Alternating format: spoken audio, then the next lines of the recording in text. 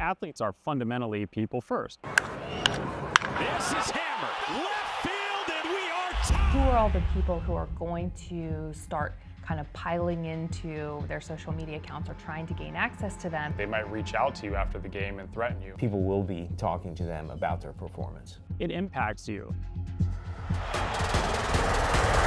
How can negativity from betting erode athletes' mental toughness and well-being?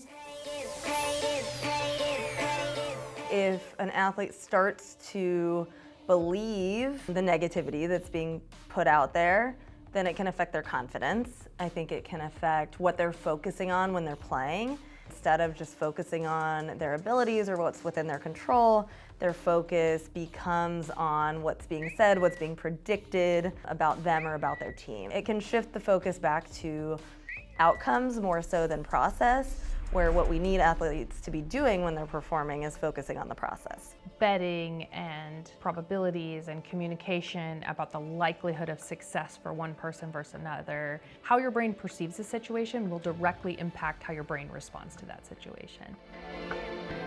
College athletes should definitely be aware that people will be trying to mess with their head, get into their head before games, even after games, even in school. So if they're already struggling with an internal dialogue of that, and then they read this in the media or on social media that's also doubting them, right? That might confirm in their brain that, okay, my internal dialogue was right. These people are also betting against me essentially and betting against my ability to achieve in this moment.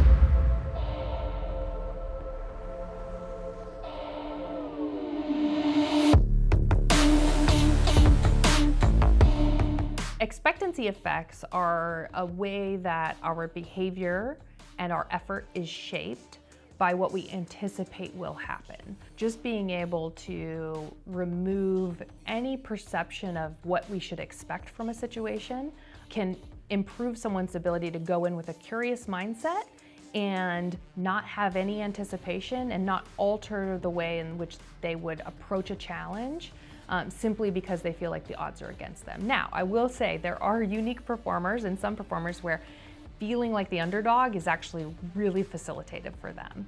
And so I think that's an interesting situation, but you could say that that person then would be negatively affected by the odds being in their favor, potentially, because they don't get the same fire in their belly that they do when the odds are against them. So hearing information is going to vary the experience of different people based on how they uniquely respond to their perception of how this is expected to go.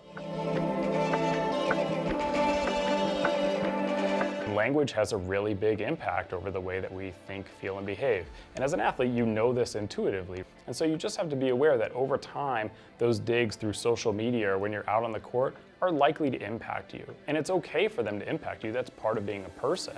College athletes should be coached that people will be talking to them about their performance. Fans, unfortunately, will go to great lengths to try to influence the outcome of events and games in a way that benefits them if they're gambling. It's important to then seek help or talk a little bit about those digs so you can get the resources and support that you need for them to not impact your performance on the floor.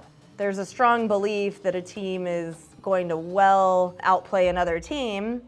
And I mean, we all hear the stories of when like the team that is the underdog, right, comes in and they're fired up and the team who's bet on to win is not as locked in as they could be. That's where we have upsets occur. When you're dealing with a disgruntled bettor, disgruntled gambler, some of the things you might look out for would be signs around like anger, distress, disappointment because they've probably lost something related to the game that you're playing or an outcome that just happened on the floor or on the field.